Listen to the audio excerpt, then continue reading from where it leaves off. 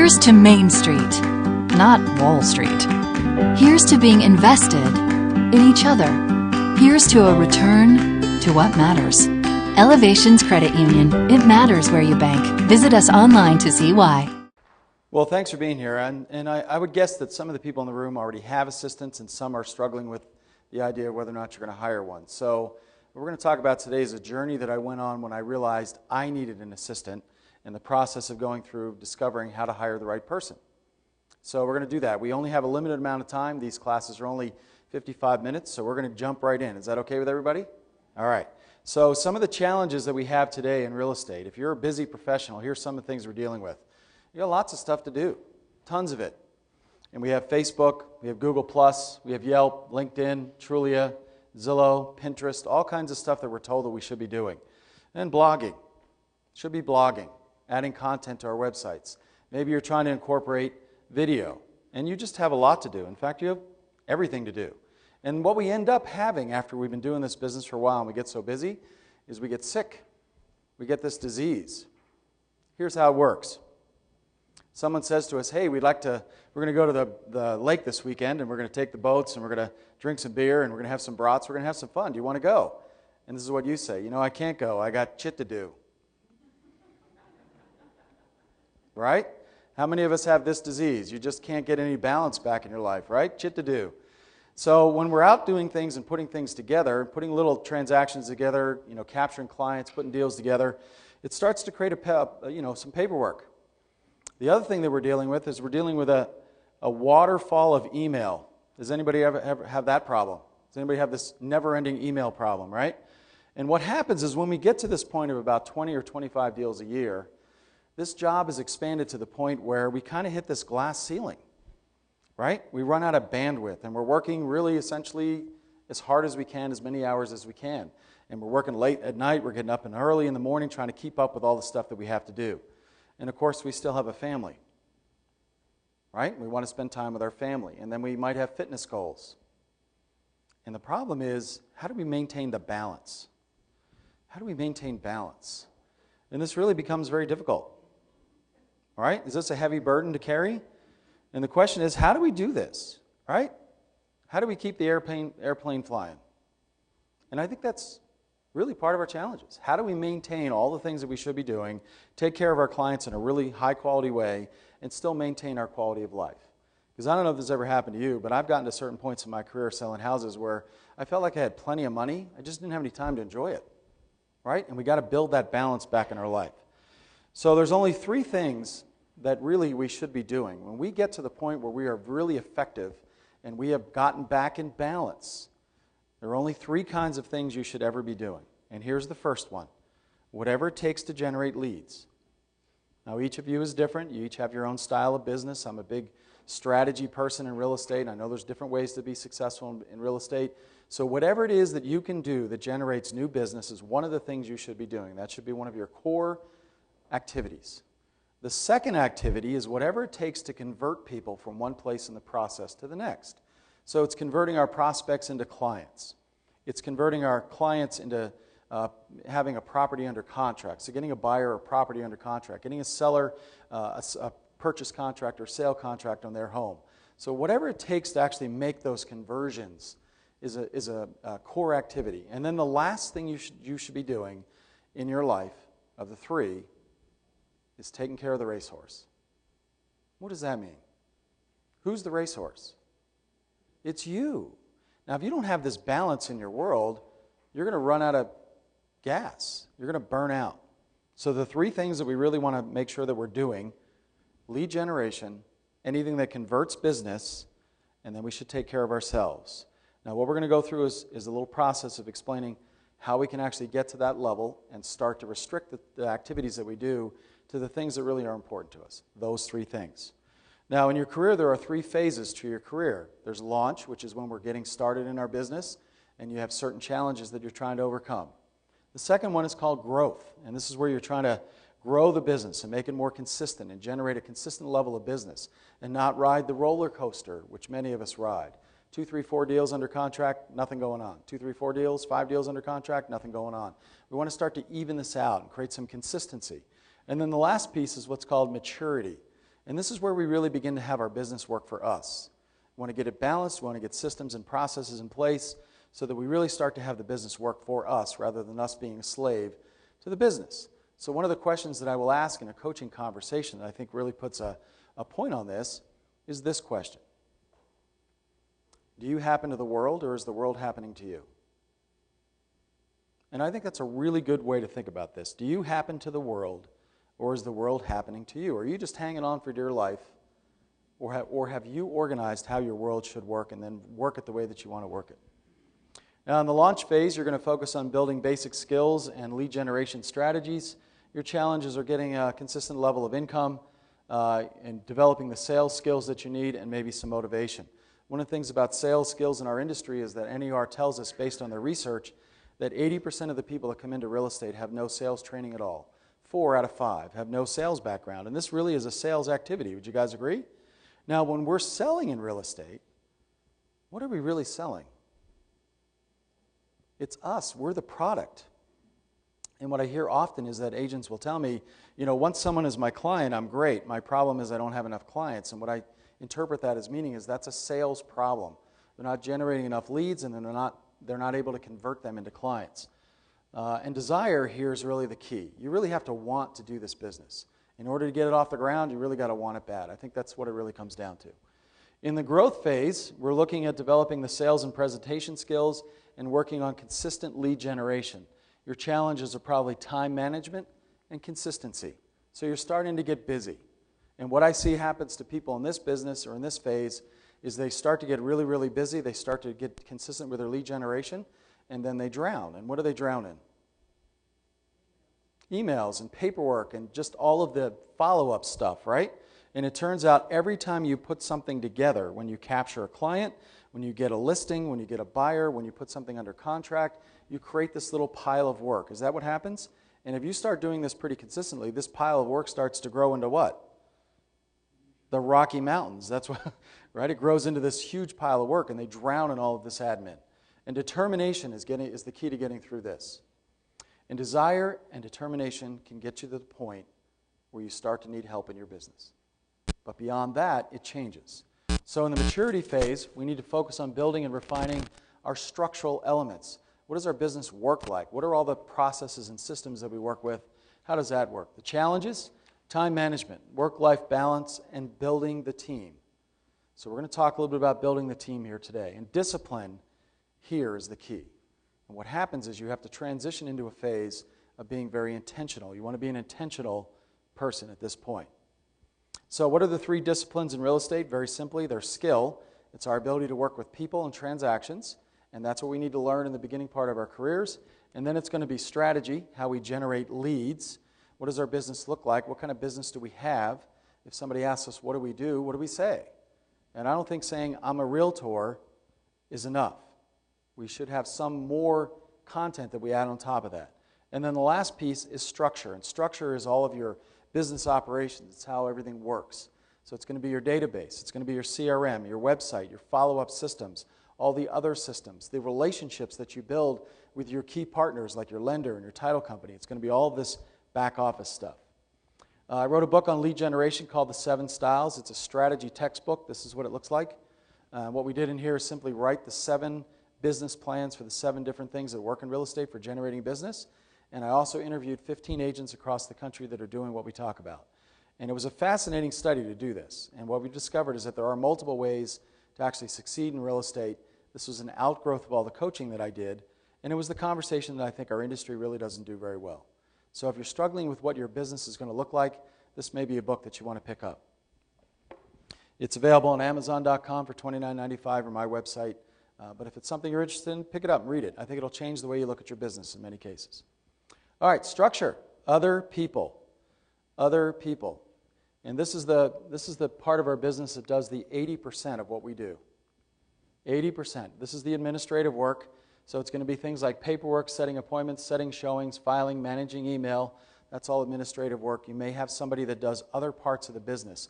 But this is the key element that helps us really start to manage our business. And maybe it's research. Maybe it's projects that you give them to look up things and do the research on things that you want to actually track down. And here's the rule, the 80-20 rule, Pareto Principle. So what does it mean? Well, in our business, it turns out that about 20% of our agents do about 80% of the business. Has anyone ever heard that? And when you do the research on it, that's exactly what bears out. But in our individual businesses, here's what it means. Only about 20% of what we do is actually income-producing activities. The other 80% is really administrative work.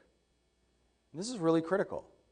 It's really critical because what we want to do, if we're going to make this transition into having a team and having people that work for us, is that we want to graduate or elevate our job and remake it so that we spend most of our time doing the things that genuinely make us money. And in my mind, there are really 5 things. Number 1 is lead generation. We have to be able to figure that out. And then beyond that are the 4 conversion activities, and this is what they are. From lead to prospect. So a lead is somebody you've met, but you don't have their contact information. And getting their contact information is an income-producing activity. So in other words, if you have an open house and you have some people that come in that are talking about moving, but you never get their name and number, what do we have? Is it possible, and I mean in theory, that these people would connect with us 4 months later and want to work with us to help them buy a house or sell a house? Could that happen? Is it something that we can just build our business on, this hope that people will? No. So this turns out to be a skill, to be able to capture information. The next one is from prospect to client.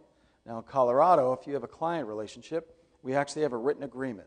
So on the buy side, it might be a buyer agency or a transaction brokerage. And on the sell side, it's going to be an exclusive right to sell listing agreement. So if you can get a lot of prospects, but not convert them into clients, how much money do we make? None. If you can get listing appointments, but you can't capture the listing, what's our income from that activity? 0. So this is a skill. The next one is going from client to contract. So we get our buyers under contract, sellers under contract. And then the last one is from contract to closing, which we all know as problem solving, right? So these are the 4 things that make us money, and that's it. Now, is there other work that needs to be done? Absolutely, right? But this is what really makes us money. Now, let me give you an economic comparison. 80% of the work that we do has a certain economic value. What does it cost to hire someone by hour to be an administrative assistant? Who wants to guess? $20? 13 to 15? So 80% of the work that we do has an economic value somewhere around $15 an hour. And 20% of what we do has an economic value around $500 an hour. Now, once you start to see the separation, what you realize is that the more time you can do the stuff that's worth $500 an hour, the more money you're going to make. And every hour you spend sucked up into doing administrative work that has an economic value of around $15 an hour, you're losing the time and the energy and the focus to work on the things that really make us money. Now, if you're going to go to the next level in your business, this is one of the key things you really have to understand. And we have to rebuild our world so we can spend our time doing things that have an economic value of around $500 an hour. Does everyone feel this? See the difference? Okay. Which number? Well, every market's going to be different, but this was a calculation that I did on my time as an agent here in the Denver area. So in your area, if you're working with a higher dollar volume property, maybe the numbers are different. Maybe it's $25 an hour and $1,000. But I would say the same dynamic exists. Would you agree? So we still want to rebuild our business so we spend time doing things that matter. So what jobs do we need to fill? Well, maybe a transaction coordinator. So a transaction coordinator could be hired to do a particular level of work, and you pay them per file. So maybe it's $250, maybe it's $350 a file, and they take on a certain aspect of the transaction management part, right? So they manage the transactions. Maybe you have a marketing specialist that works on creating marketing elements, because it's more of a creative kind of activity. Maybe that person also does follow-up with your prospects, helps you cultivate people into the client status. And then maybe you marry those 2 jobs into a full or part-time assistant, right? So there's different aspects of this that we can actually put to work. And then you may have showing agents. Once you get to be a certain level of production, once you get to a certain level of activity, one of the things that really eats up your time is showing properties. Would you guys agree? Okay, so having somebody that's available to show properties can really save you a ton of time. Keep you in the office working on the stuff you should be working on. Let someone else show the property. Does that help? Now, you may have somebody that shows properties but doesn't write or negotiate contracts. Maybe you still do that activity because it actually maintains the relationship with the client. Maybe that's something you continue to do because it also is really where your skill is going to come into effect, right? And then maybe you have an agent partner. What does an agent partner do? In my world, an agent partner was somebody who was a contemporary real estate agent for me, somebody else in my office, and what we would do is cover each other when we were out of town. So this would be boots on the ground if you didn't have a licensee on your team, somebody that you could trade this function with. So when they went out of town, you'd cover them. When you went out of town, they would cover you. Now, when I did this arrangement with my agent partner, what we agreed was if it was just phone calls, there would be no compensation. If they had to physically do something, like show a property or present an offer, put something together, I would pay them $100 an hour. If they put a deal together, I'm going to give them a percentage of the deal because they put it together. So maybe I give them 20 or 25%. But it allows you to get out of town and get away from your business for a while, right? How many of you wish you could get more time out of town? Yeah, like all of us, right? By the way, if you're ever at a point in your career where things are getting slow, has anyone ever had this? You can have a little lull. Just go ahead and book a vacation, right? How does this work 100% of the time? Has anyone ever booked a vacation and not gotten busy? Raise your hand, right? So this may be a business building idea. You should go out of town once a month. All right, agent intern. Now this is an interesting idea that I've had some people start to work with. Here's what an agent intern would do. This is a newly licensed agent, and you bring them on in an intern capacity, and this is what that might look like. It's for a specified period of time. Maybe it's only 6 months, and you bring them on for 6 months, and they get to work in your business with you, and you give them things to do, but they get to watch what it is that you do. You don't pay them very much. We'll talk about that in a second. And then at the end of 6 months, they go on and go do whatever they want to do. Now, doing this sort of process, you may end up somebody that you want to keep on the team, but because you set it up and set the expectation that it was only for a limited period of time, you don't have to continue if you don't want to. Now, here's what's cool about this. If you're a brand new licensed agent, one of the things you would really like to have is access. You just want to see how it's done. Do you guys agree? They actually want to see how sausage is made. They want to see how we do what we do. And what you're going to do is trade access to them for them doing things that you need to get done on a limited cost basis. So maybe you pay them $10 an hour. You don't pay them very much because you're going to trade. What they're really getting is the access and the ability to see what's going on. And then when they're done, they go away. Good idea? Now here's how you can use them.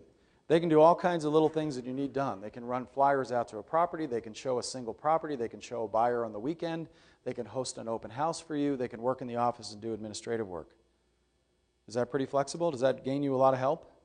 So you might consider this. Work with an intern. Hire somebody that just got their license on a limited basis over a period of time. And this is going to give you help with the things that really are a challenge. What's happening with a lot of agents in the Denver metro area, maybe happening in your area, is that we're dealing with a seller's market. So we have buyers who we've essentially shown every available property to, and now what are they waiting for? They're looking at one house at a time. Is this correct? All right, and when do they want to see it? Now, or at 5:30, correct? It comes up, in the middle of the afternoon. They want to see it today at 5:30. They don't want to wait till tomorrow, and your problem is you have something else planned at 5:30. And an agent intern is the perfect person to go show one house, right? They can be the Pop-Tart realtor.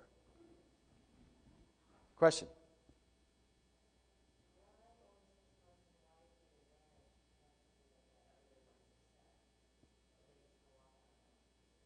Well, what it does, I think the 6-month idea, and you may massage that a little bit, do it as long as you want, but I think what it does is it keeps you from being committed to them long term because you're setting the expectation. If you get to working with this person and you really like how they work, and it turns out they may actually be a good fit for your team, maybe you change the relationship, give them a different offer. I'm okay with that. I'm just saying this is going to get you some immediate help at low cost. Does that help? And then if it looks like it's working out, you really like to keep them, pay them, right? I would pay them a minimum amount per hour and maybe a bonus on the closings. So maybe you pay them 2% of the stuff you close. It's not going to be a lot of money, but it gets you an awful lot of leverage, right? And the key idea is that we need to keep you in the zone of doing the things that really matter. I want you to make the follow-up calls on the people that are really getting warm as prospects. I want to keep you focused on, doing the things that need to get your listing sold, doing the things that really help you keep things going in a transaction. Let's work on high-value things, right? And let's get rid of some of this other stuff that keeps us focused where we need to be focused.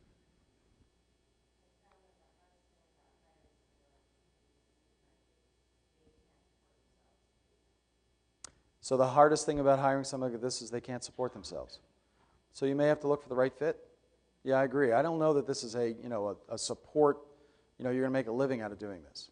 But you're going to find people that are willing to trade because they do want access. And they see us, if you're at a higher level of production, they see you as a rock star, right? Let's give them access. Let's find the right person for this job. And then the last thing might be a runner. If you're in your car running brochures across the city to plant in a sign, what do you think? Is that a $15 an hour activity or $500? So who do you get as a runner? Your teen, yeah. Maybe you find a kid that just got his real estate or his driver's license, right? Loves to drive his car. You hire him a couple times a week, Tuesdays and Thursdays, to do running. Right? Let's find ways to get away from some of these basic things. So how do we create the assistant job description? Here's a really good approach that might work for you. Create a chronological list of all the steps in your buyer and seller process. Now, this might take you a little while to get this all down. We do an awful lot chronologically from top to bottom in a buyer and seller transaction. And you want to do these separate because they are different. And you build in all the stuff that could happen, right? And then all the stuff that for sure happens. And you create this entire chronological list. Then the next activity, the thing to do, is to pull out your stuff. So determine what it is that you should be doing. What are the highest value activities that you can be doing in this process? In other words, you pick out your job description and identify what it is that really is the highest value activities, and what's left on the paper is someone else's job description. Is that a simple approach? Now, you may not be able to fill the full job right out of the gate. You may have to grow somebody into it, where you give them certain things to work on now, and then you add things to this over time. But at least you're going to have a vision of what you want your role to look like. At least you're going to have a vision. And what remains is the job description. Does this make sense to you guys? Okay, so let's get really, really focused on what it is that we do during an entire transaction. And by the way, when you map all this out, you've also at the same time started to create some marketing ideas that you can present in presentations to buyers and sellers. And you can say, look, when you work with me, this is all the stuff we're going to be doing for you. Right? Because they don't really know what we do. Do they? What do our buyers and sellers think we do? So we drive nice cars. Is that right? We talk on cell phones and we cash big checks. It's all they see. Right? So if you actually give them the full printout of all the things that you're going to be doing for them as you go through a transaction, it helps build our value. And I think we're at a point in our industry right now, we're making sure the client understands what it is that we do. Actually being able to build our value is important, because in this environment we're dealing with Zillow and Trulia and some of these other things, they're starting to wonder what it is that we do, because they think they find the house on their own, don't they? They may actually find the house and say, we want to see it, and then they buy it. Do you think they're wondering if all we do is open the door? They don't know what we do behind the scenes. So doing this little exercise may give you some more fodder for that. So maybe you have some transitional steps. Maybe you start with a transaction coordinator, and then you get someone to do your hate-to-do list. Does anybody have a few things that you hate to do? Every time you pick that up, you go, I hate this. Right? So let's make a list of the things that you hate to do and hire somebody to do that. What would that feel like if you could just get rid of that list? What do you guys think? Pretty good? All right. Then repetitive tasks. Anything that you do is a repetitive nature. Things like adding contacts into your database. Things like sending out marketing materials to prospects that you're following up with.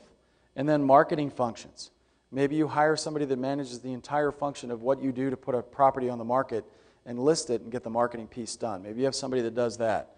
And then maybe you bring it all together in a part-time assistant and then eventually a full-time assistant. So you may go through a couple different steps to get to where you want to go. Now, once you solve the admin piece, What worked for me was doing the admin piece first, getting that up and running, and then the next job that I wanted to give away was showing houses. Right? And all of a sudden my job function shrunk to the point where what I was doing were things that really mattered. I was following up and cultivating prospects. I was showing a few houses. I was doing listing appointments. I was writing offers. I was negotiating offers. I was negotiating inspections, and I was going to closings. Is that a pretty good idea? Now, some of you in this room have another problem.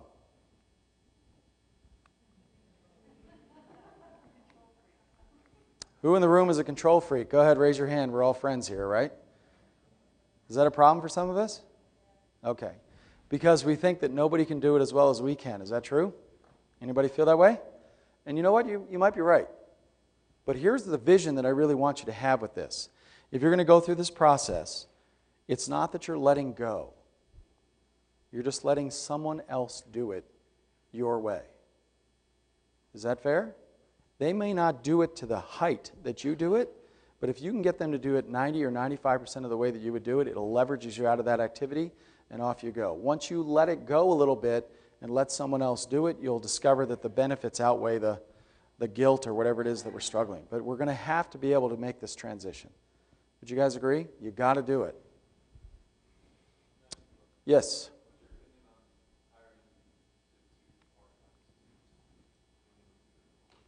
The question was, what's my opinion on hiring 2 part-time assistants to handle different parts of the process? I'm all for it. I'm all for it. If it works for you, do it. Because you may find 2 people that have different skill sets that are really well matched to different things. By all means, go ahead. There are no real rules here. We get to do what we want. Is that true? You may end up with 4 people to do 4 different things. I'm okay with it. Whatever makes you better is cool with me. Yes, sir. Yeah, I'll talk about pay structure. I think if you determine what the standard administrative pay structure is in your market, then that's probably going to be the base pay that you pay most of them. Some will just get base pay. Some you may have on a bonus structure. Yeah, I would agree. So, but whatever your base administrative employee cost is, then you're probably going to want to stay there in the beginning. And then if you have a key person that really becomes an integral part of your team, you may want to add in a bonus structure. And trust me, when you get somebody involved in your business that becomes a great assistant for you, you're going to want to keep them.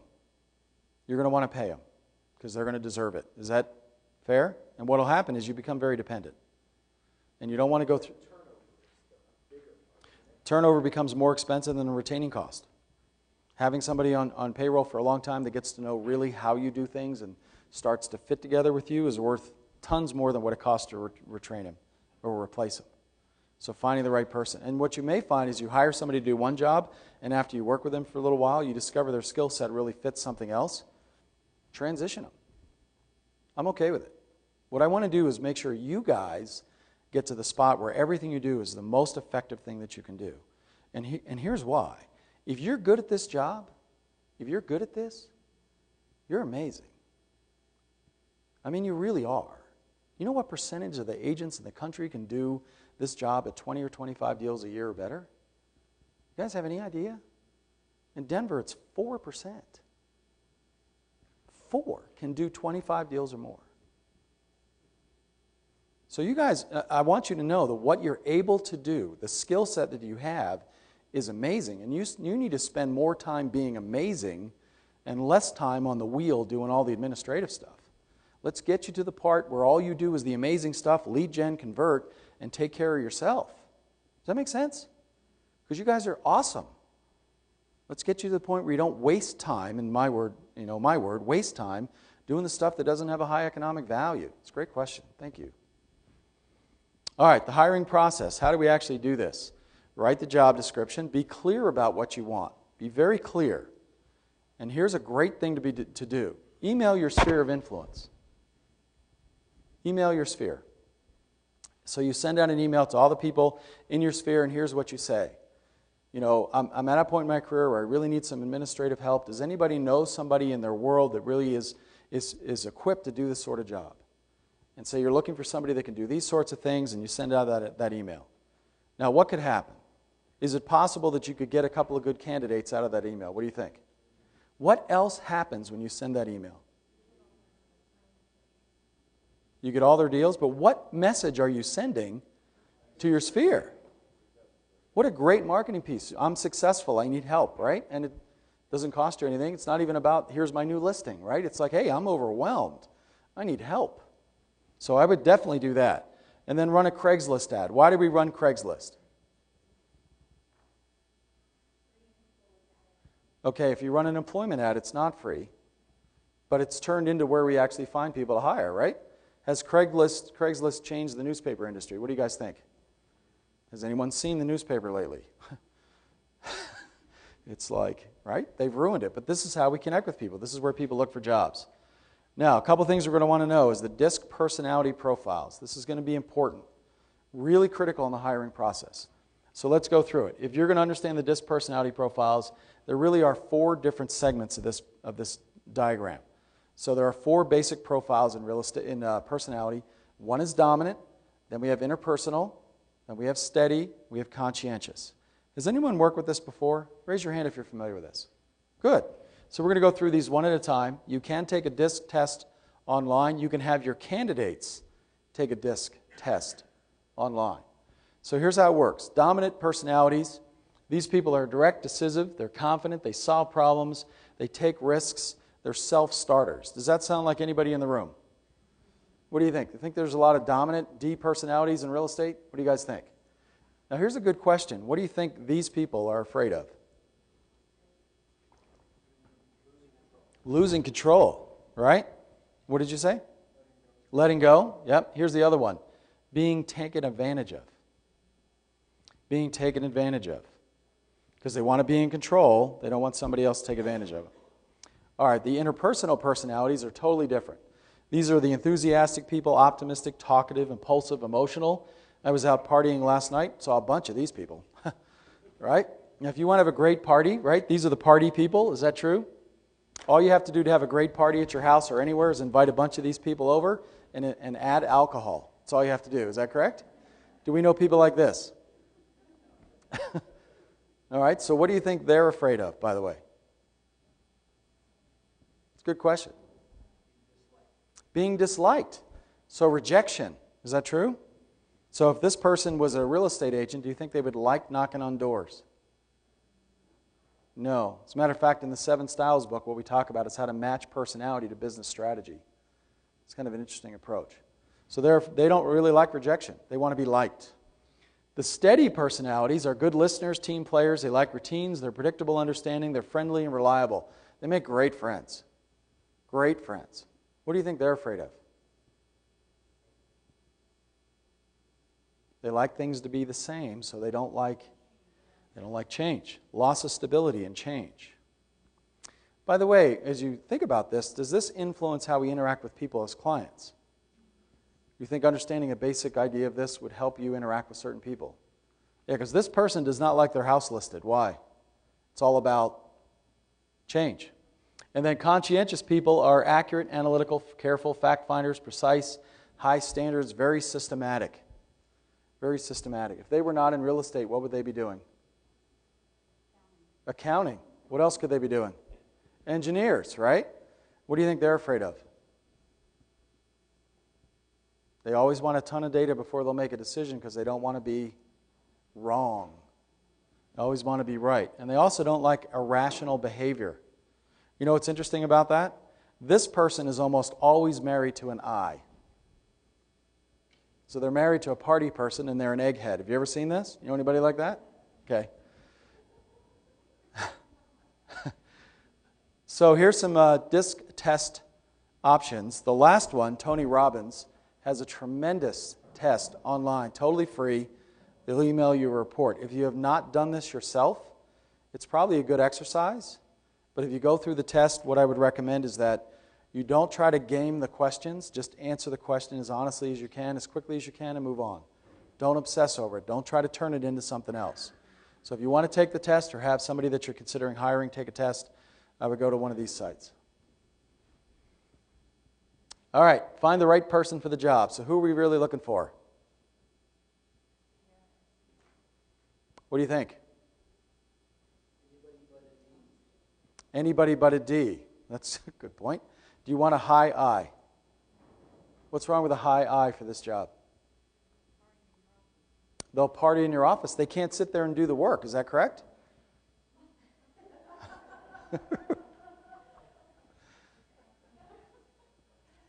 I think you want something like this. You want somebody that's reasonably outgoing because they're going to be doing client contact, prospect contact, but you want somebody that likes things the same. They like routines. It's going to be the opposite of you. Now, this is one of the classic mistakes that we can make when we do this function. We hire the wrong person. You want reasonably outgoing. They like order in the world. They're detail-oriented. They're detail-oriented, and they like to finish tasks, right? Which may be different from us. Some of us struggle with that. They like to finish tasks. They are usually risk-adverse. Here's why this is important. If you offer to pay them a percentage of every commission you earn, they won't do it. Why? To them, it's totally risky, right? They don't understand why we do what we do. And they won't do it. So, possible matching profiles. Somebody who's reasonably tech savvy. I think that's going to be important. Friendly, a little bit outgoing. Prior admin experience. If they come to you and they've had prior work experience, what you're looking for is somebody that was really focused on some sort of process-oriented job. And when you talk to them about their prior jobs, always ask this question. Well, when you worked at this particular job, what did you like about it? What did you like about it? And what you want to hear is they liked that things were organized. They liked that they kept things organized and there was order in the world, right? It was consistent. You're looking for that kind of personality. Any process-oriented job. Bank tellers make good candidates. Why? Well, if you've ever been a customer of a bank and you go into a bank over a period of time, there's certain people that are on the teller line consistently. You ever seen this? Why do they stay there? It's consistent. And do you think banks pay them anything? Yeah, we're going to give you a raise for the 6-month raise. It's 5 cents an hour. Right? So why do they stay? Little interaction and everything is organized. They like this detailed work, right? A failed realtor. Failed realtor. This is what this person talks like. Well, I got my license 3 years ago and I really tried to work at it and I just didn't like some of the people part, but I really like the contracts and keeping things in order. Know anybody like that? Might be a great candidate because they're already half trained. Is that true? And they've given up the dream of being the rock star realtor, but they do like the business and they really like the organizational part. That might be a really good opportunity. A stay-at-home mom. Maybe you find somebody that lives very close by that wants to work from 9 to 3. So you can get 4, 5, 6 hours a day out of them and then they go home. Right? They don't really want to have some fancy job. They just want to do some work and make some money. But no future realtors. So in my world, if you came to me and said you wanted my admin job, but you wanted to grow up to be a realtor, it was over. The conversation ended right there.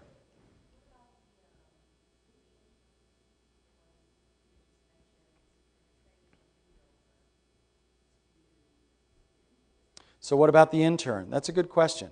These are really 2 different jobs. So you may have the admin person on staff. You hire the intern to do some of the license activities that require a real estate license, but you're not hiring them on the team forever. It's a temporary position. Good question. Does that make sense? Okay, so they may do some admin work, but they're eventually going to go away in most cases. So again, we have different pieces to the puzzle. I want you guys to walk out of here understanding what the pieces are, and you make your own puzzle. But don't hire you. And that is literally a common thing that agents do. They hire somebody just like them, right? They like getting along with them. They feel very comfortable with them, but they hire the wrong person. And then they do this all the time. So how do we pay them? How do we pay them? Full-time is 2,000 hours per year. So if you paid them $10 an hour, how much is that in a year? 20 grand, right? So if you pay them $15 an hour, it's 30 grand. So 40 hours a week, 50 weeks a year, it's about 2,000 working hours in a year. So it's an easy way to be able to figure out what you're going to pay them. $12 an hour is $24,000 a year. Now what you're really working on is if you hire someone and pay them this kind of change, this kind of money, You want it to make you better, and you want it to actually increase your income. You want to more than cover the cost of this, and in fact, you'd like to triple it. Does that make sense? Or better. So you're not just creating an expense. It allows you to work on the things that really make you money so that your income goes up. General range, $10 to $20 an hour, and then you may do a bonus structure per closing. So it might be that you pay them, and this is how I structured it for my assistant, anything that we did up to $10,000 in a month on GCI, she got 1% of the total, which isn't much, $100. Anything from $10,000 to $20,000 in a month, she got 2% of everything. Everything over $20,000, she got 3% of everything that we did. So suddenly what we're doing is, let's say we did $30,000 in a month. The bonus check is now $900 in a month. But if you're working at $12 an hour, how does $900 extra in a month feel? And what just happened is I just married her to my results. She is now dedicated to helping me achieve what I want to achieve. You guys see how that worked? Question? Was 3% of the gross commission. Now you can structure it any way you like, but I like the idea of adding this bonus level into the pay structure because it really gets them dialed into helping you.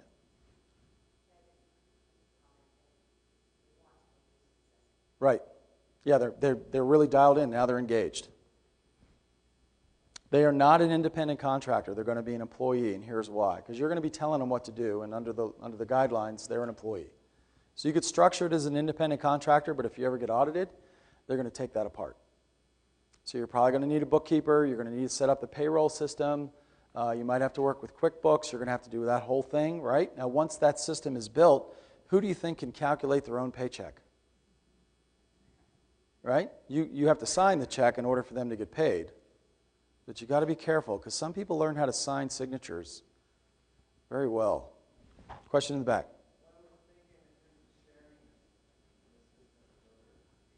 So you were thinking maybe sharing an assistant with other agents? My default position, and this is just my advice, is I wouldn't do it. And here's why. You have split loyalty, and one person, one of the agents, is going to end up with the loyalty.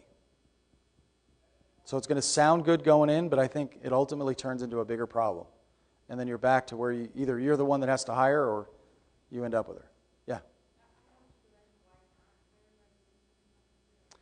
And because legally you're going to be telling them what to do, and that's the difference in the status. The reason we're independent contractors is because your broker can't tell you what to do. They can encourage you, they can lean on you, but they can't really tell you what to do. It's one of the unique things about our industry. It is, right. But what I'm trying to do is show you how to trade some money to get your life back and elevate your business. Question? I've known some agents that did virtual assistant, but it shrinks the job function. It becomes more of a paperwork kind of thing. I would like to have somebody there that I can work with flexibly and have do all kinds of stuff. Good question. All right, now let me tell you a little story because I want you to understand the value. Yes?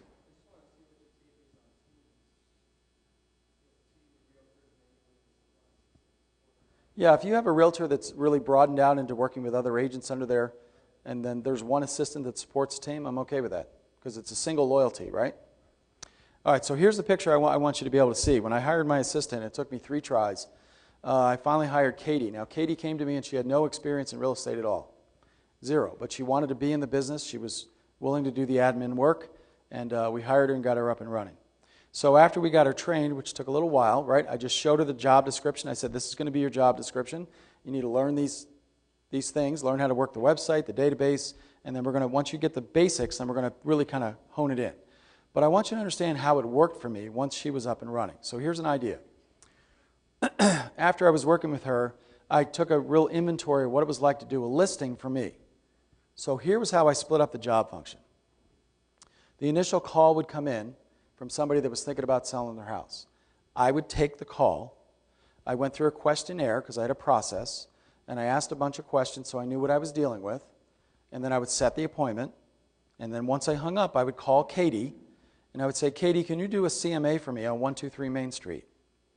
And here's what you need to know. So Katie did the CMA. Now, some of you in the room just twitched. Right? Because you think you're the only one that can do a CMA, right?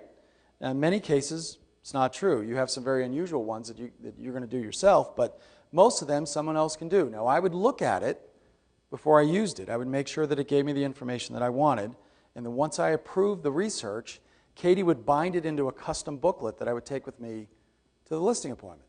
It was bound up, all done. She would give me everything I needed to go. I would go to the appointment. I would do the entire listing presentation. I would capture the listing, and in the process of capturing the listing, I would get the information that we needed to process it. The loan numbers, Social Security number, HOA information, relocation company information, all the details about the property, all of that. When I came back to the office, I just gave Katie that pile. Now, Katie would process it. She would start a file in our system. She'd put it into the CRM. She'd start the office file. She'd copy all the documents, scan them, whatever we had to do. She'd start the communication program with the seller. She'd order the photos. She'd order the virtual tour if we did a virtual tour. She would interact with the seller on all the marketing elements to make sure the seller was happy with the brochure and everything else that we were doing. She would start the file in the MLS. I would write the comments on the listing. So she put in all the raw data, saved it as a pending, and then I would do the final comments. Then once we went live, Katie would start getting all the feedback on the showings, right? I would call the seller once a week because that was part of my process. When we got an offer that came in, I would analyze the offer. I would call the lender, I'd call the other agent, then I would present it to the seller, and I would do the negotiation process on the contract. Once it was under contract, then I gave that pile of work to Katie. Katie ordered the title work, sent a copy to the lender, sent copies everywhere that needed to go. She took care of organizing the inspection appointment, took care of organizing the appraisal appointment. I would actually negotiate the inspection because that was one of my jobs. We'd get that piece done. Once that was done, she would organize all that. She would prepare the file for the closing. She would interact with the title company to manage all that, interact with all the other parties to set the appointments and everything else. She would give me what I needed to go to the closing. I would go to the closing. We'd get it closed. I'd bring it back. I'd give her that pile of work. She would process the closed file, update MLS, update office file, update my CRM, start the post-closing communication program with the seller. She did everything. So what I did was I analyzed my job function on a listing. And on a typical listing that didn't involve something unusual, it took a total of 5 hours of my time from the beginning to the end. Now, here's a question I can ask you guys. If it only takes 5 hours to do a listing of your time, how many can you do? And here's the answer. All of them. Here's the other benefit that I got. When you guys get busy, and when I was busy, here's what would happen. I'd feel somebody on the periphery of my world that was like a prospect, a lead, and they were talking about doing something. And I was so busy, I just didn't even want to look at them because I couldn't take on any more work. You guys know what I'm talking about? And I wouldn't get them, and they'd kind of wander off. You ever had this experience? All right, now what is each one of them worth? What's your average transaction? Let's say it's $250. What's the commission? This is the math part of the exam right here, you guys. What's the commission? Yep, every one of these at $250,000 is about $7,500 or whatever you're going to make on the listing side, right? And see, I think that's wrong, and here's why. That's a single transaction. What's the lifetime value of that client that you let slip away? And when you restrict your job function down to the stuff that really matters, here's what you're going to do. You're going to pay attention to those people. You're going to chase them. You're going to get most of them because that's what you do. Your income goes up. That's what I want to give you guys. You're already good. The assistant thing can make you great.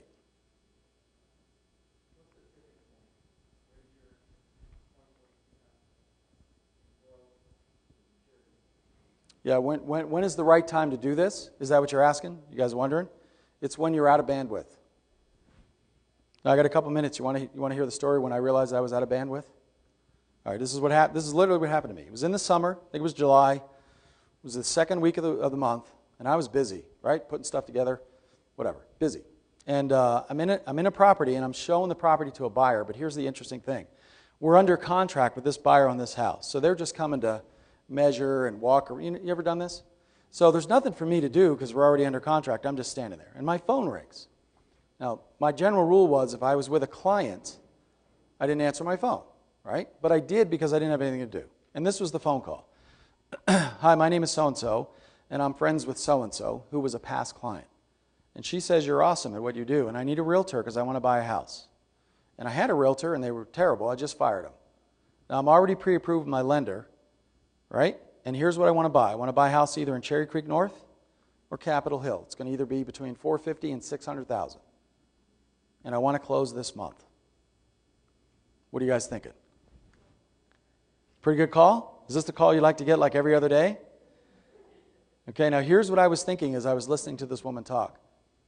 I can't help her. I can't handle this transaction. Because I'd put so many things together that I had this pile of work that had grown to a big mountain, and I had that, and I had other appointments coming up. Couldn't handle it.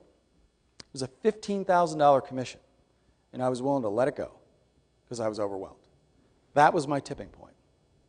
That's when I made the decision I was going to figure this out and reorganize my world, and that started me on the journey. It took me from July to March. And by the way, just in case you're wondering, I did figure out how to handle that. So.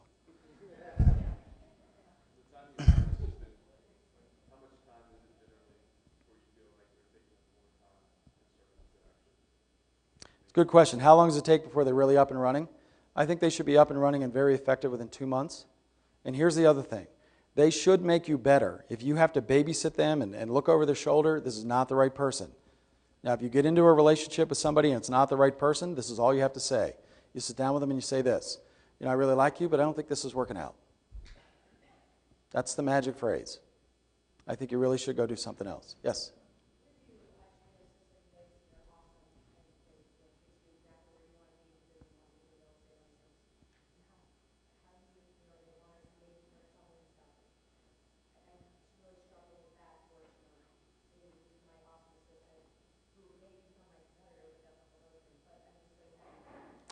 That's a hard problem. I don't think we can answer that right now. Yeah. Yeah, I think you should have some sort of an agreement. Sure, you can hammer out an agreement. It doesn't need to be, super complicated. All right, let's wrap up. I just want to give you a couple ideas. This may be a little overwhelming. Would you guys agree? It's a big step. But if you're really going to get to the next level, to the highest level of our industry, this is a step you have to take. You're going to need to make this decision. You're going to have to step off the cliff and get it done. And always remember the 3 things. So it's about lead generation, it's about conversion, and it's about taking care of the racehorse. Is that fair? You want to be a Nike person. What's that all about? Just do it. It's going to take a little hard work.